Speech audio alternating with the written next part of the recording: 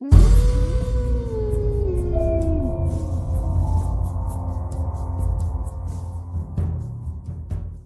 कहानी की लेखिका है सोनिया सैनी। आधी रात का समय था। मैं अपने कमरे में सोया हुआ था। अचानक मुझे किसी के फोन पर जोर जोर से बातें करने की आवाज सुनाई देने लगी। मैं उठकर ड्राइंग रूम में आया तो देखा मम्मी कान पर फोन लगाकर किसी से बातें कर रही थी। अरे शालू, मुझे तो ना बहुत चिंता होती है जिम्मी की।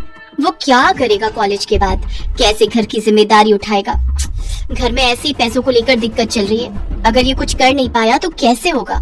अरे सुमन, तू कब से इस चीज के बारे में सोच सोच कर पागल हो रही है? तूने किसी से बात की? किसी अच्छे ज्योतिषी से बात कर कि तेरे घर की कंडीशन कैसे सुधर सकती है, जिम्मी का करियर का क्या भविष्य है। अब मैं ज्योतिषी ढूंढती फिरूं, यही काम बच गया ना मेरा। अरे पागल, तुझे कहीं नहीं जाना। घर पर ही बैठ और ये ऐप एस्ट्रोटॉक डाउनलोड कर। मुझे खुद ये ऐप एक इंस्टाग्राम पर ऐड देखकर मिली। एस्ट्रोटॉक यानी कि ज्योतिषी, वो भी फोन पे? हाँ जी। अब दिक्कत और सवाल सबकी जिंदगी में होते हैं। किसी को शादी से रिलेटेड, किसी को रिलेशनशिप में, किसी के घर में पैसों की दिक्कत, किसी का कुछ काम नहीं हो रहा। किसी भी दिक्कत के लिए इधर काफी सारे ज्योतिषी हैं। बात कर लो और वो तुरंत तुम्हारे सवाल का जवाब देंगे या तुम्हें सॉल्यूशन बता देंगे। यार ये सही है। सबसे बढ़िया बात, मैं जब खुद अपना घर बनवा रही थी तो बहुत दिक्कत आई थी। तब मैंने यहाँ एक ज्योतिषी प्राची से बात की थी। उनसे मैं कुछ पूछती ही उससे पहले उन्होंने सिर्फ डेट ऑफ बर्थ और टाइम मांगा और वो देते ही तुरंत पूछ लिया घर से रिलेटेड कुछ प्रॉब्लम्स चल रही हैं। हैं? सिर्फ डेट ऑफ बर्थ और टाइम से? मैं इसमें जिम्मी के बारे में पूछ सकती हूँ और घर के पैसों की दिक्कत से रिलेटेड? अरे कुछ भी। अब देखो, हम सबकी लाइफ में डाउट्स और इश्यूज तो आते हैं ना। कोई रिलेशनशिप में तो उसे ये समझाना होता है कि लॉन्ग टर्म है या नहीं। कोई सिंगल है तो ये समझना होता है कि कब आएंगे रिलेशनशिप में, किसके साथ आएंगे, जॉब कब लगेगी, सेटल कब होंगे। अच्छा, मैं एक काम कर देती हूँ, अपने एस्ट्रोटॉक ऐप का डाउनलोड लिंक डिस्क्रिप्शन में डाल देती हूँ। वहाँ से डाउनलोड कर लो और सबसे बेस्ट बात, पहली चैट फ्री मिल जाएगी मेरे लिंक से। शालू देख, ऐसा वैसा कोई कदम मत उठाना, मैं आ रही हूँ। सुन रही है ना तू? मैं आ रही हूँ। मम्मी किससे बातें कर रही हो इतनी रात को? शालू आंटी का फोन आया है, वो बहुत रो रही है। कहीं कुछ कर ना ले, मुझे जाना होगा बेटा। मम्मी, शालू आंटी मर चुकी है, वो आपको फोन कैसे कर सकती है? होश में आइए। मैं सच कह रही हूँ बेटा, सच में उनका फोन आया था। मैंने गुस्से में फोन उनके हाथ से लेकर रिसीवर नीचे रख दिया। तभी एक बार फिर फोन की घंटी गनगना उठी। यूं आधी रात को अचानक फोन की घंटी की आवाज सुनकर मैं कांप उठा था। कांपते हाथों से मैंने फोन उठाकर हेलो बोला तो दूसरी तरफ से किसी औरत के सिसकने की आवाज सुनाई देने लगी। फोन मेरे हाथ से छूट गया और मैं पसीने पसीने होकर जमीन पर थप से बैठ गया। फोन का रिसीवर हवा में लटका हुआ था, फिर भी लगातार फोन के बजने की आवाज मुझे सुनाई दे रही थी। उस रात पहली बार मुझे समझ में आया कि रोए रोए में डर महसूस होना क्या होता है। शालू आई थी थोड़ी देर पहले, कह रही थी तू भी मेरे साथ चल। देख, तू उस दिन मुझे लेने नहीं आई, अकेला छोड़ दिया मुझे, लेकिन मैं तुझे अकेला नहीं छोड़ूंगी, अपने साथ ले जाऊंगी। मम्मी की बातें सुनकर मेरी आंखों के आगे अंधेरा छाने लगा था। साल 1898 की बात है। हम अपने बंगले नुमा घर में ठाट बाट से रह रहे थे। पापा का बिजनेस खूब फल रहा था। हमारे घर में किसी भी चीज की कोई कमी नहीं थी। मम्मी की एक सहेली थी शालू आंटी, जो हमारे सामने वाले घर में रहती थी। शालू आंटी अक्सर दोपहर के समय हमारे घर आती और मम्मी के साथ बैठकर घंटों बातें करती। मैं उस समय 12वीं में पढ़ता था।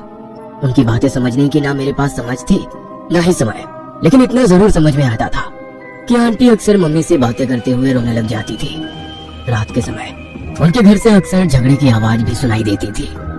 जब उनके घर से रोने पीटने और झगड़ने की आवाज आती तो मम्मी दौड़कर उनके घर पहुंच जाती और फिर कुछ देर बाद सब कुछ शांत होने के बाद ही लौट कर आती।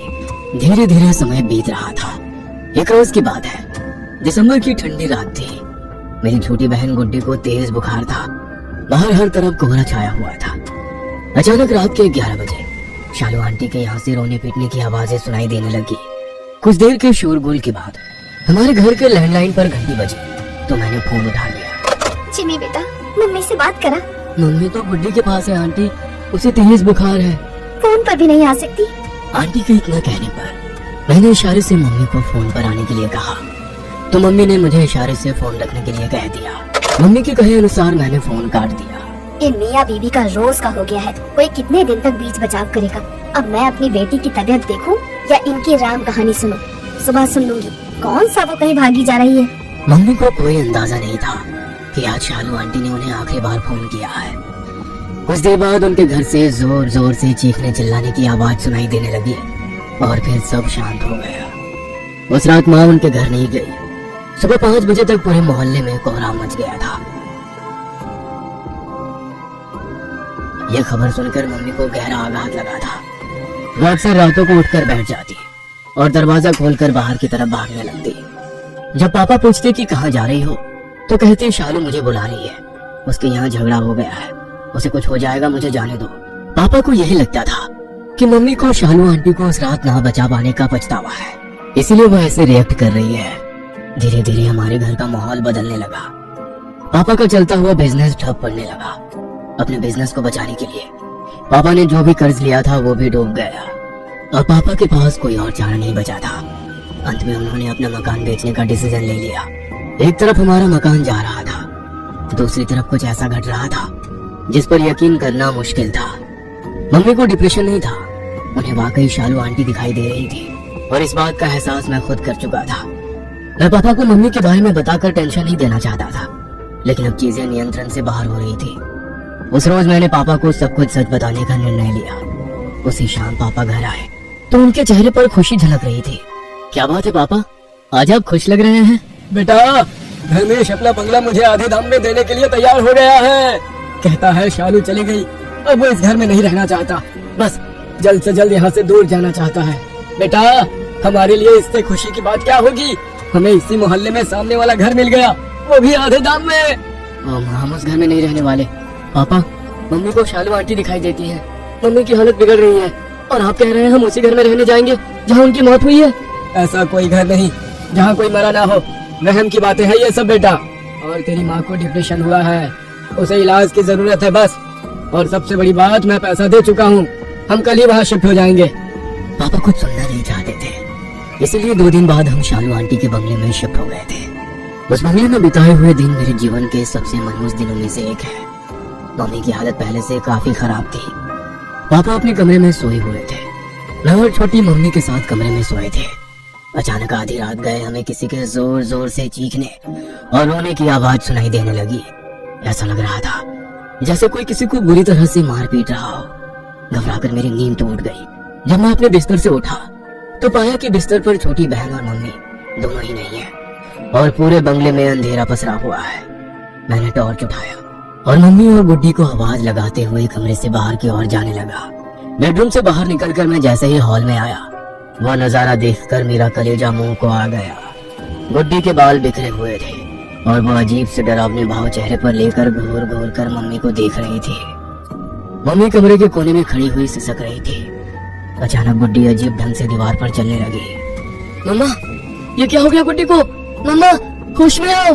गुड्डी, गुड्डी नहीं है वो शालू है। ये क्या कह रही हो?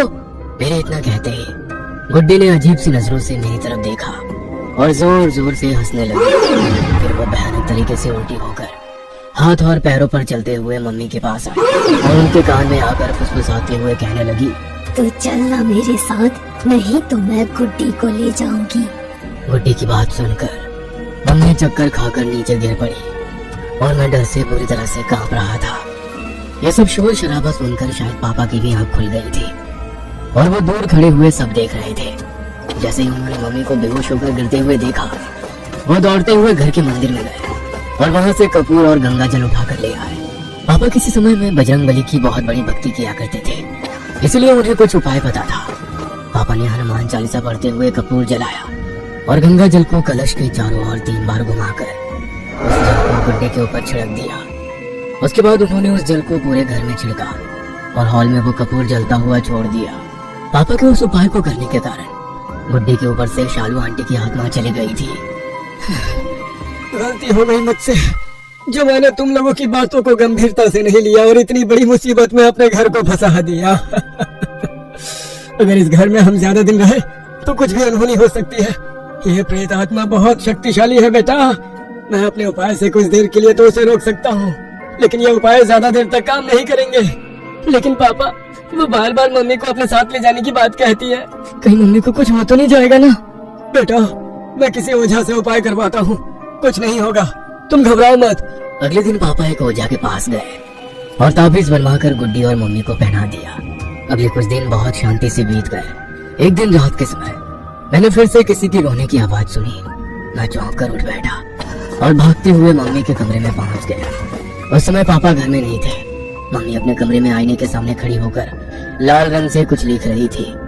मैं मम्मी के नजदीक पहुंचा तो देखा उनके हाथ की नस कटी हुई थी और वो अपने खून से शीशे पर लिख रही थी। काश तूने उस दिन मुझसे बात कर ली होती तो मैं जिंदा होती। मैंने आईने की ओर ध्यान से देखा। मम्मी के ठीक पीछे मुझे शालू आंटी का भयानक सफेद पड़ा हुआ चेहरा दिखाई पड़ा। मेरा दिमाग अब सुन्न हो गया था। कुछ समझ में नहीं आ रहा था उस पल में क्या करूं। मैं मम्मी मम्मी कहकर जोर जोर से रो रहा था। इससे पहले कि मैं मम्मी को बचाने के लिए कुछ कर पाता, मुझे गुड्डी के चिल्लाने की आवाज सुनाई दी। भैया मुझे बचाओ भैया, भैया। मैं दौड़ते हुए गुड्डी के कमरे में गया। गुड्डी कमरे में लगी हुई बालकनी की रेलिंग के ऊपर खड़ी हुई थी और उसका एक पैर हवा में था। गुड्डी, तुम वहाँ क्या कर रही हो? नीचे आओ बाबू। नहीं गुड्डी बेटा, नीचे नहीं कूदना। मैं गुड्डी के सामने गिड़गिड़ा रहा था। भैया मुझे बचा लो, मैं मरना नहीं चाहती भैया। गुड्डी को पकड़कर नीचे उतारने के लिए मैं उसके और नजदीक पहुंच गया। जैसे ही मैंने उसका हाथ पकड़ने की कोशिश की तो देखा वहाँ तो कोई था ही नहीं। गुड्डी, तू कहाँ गायब हो गई बेटा? गुड्डी। रात के सन्नाटे के अलावा बाहर और कुछ भी नजर नहीं आ रहा था। मैं वापस कमरे में आया तो देखा गुड्डी अपने बिस्तर पर आराम से सो रही थी। मैं भागते हुए वापस माँ के कमरे में पहुंचा, लेकिन तब तक देर हो चुकी थी। माँ जमीन पर मरी पड़ी थी और फर्श पर खून ही खून बिखरा हुआ था। लेकिन ये बात केवल मैं जानता था। उस रात माँ हमें छोड़कर चली गई। गुड्डी को गोद में लेकर मैं उसी समय वहां से निकलकर बाहर की ओर भागा। पापा हम सबको उस रात अकेले छोड़कर जाने के अपराध बोध से कभी बाहर नहीं आ पाए और गहरे डिप्रेशन में चले गए। उस काली रात ने हमारे पूरे परिवार को तबाह कर दिया।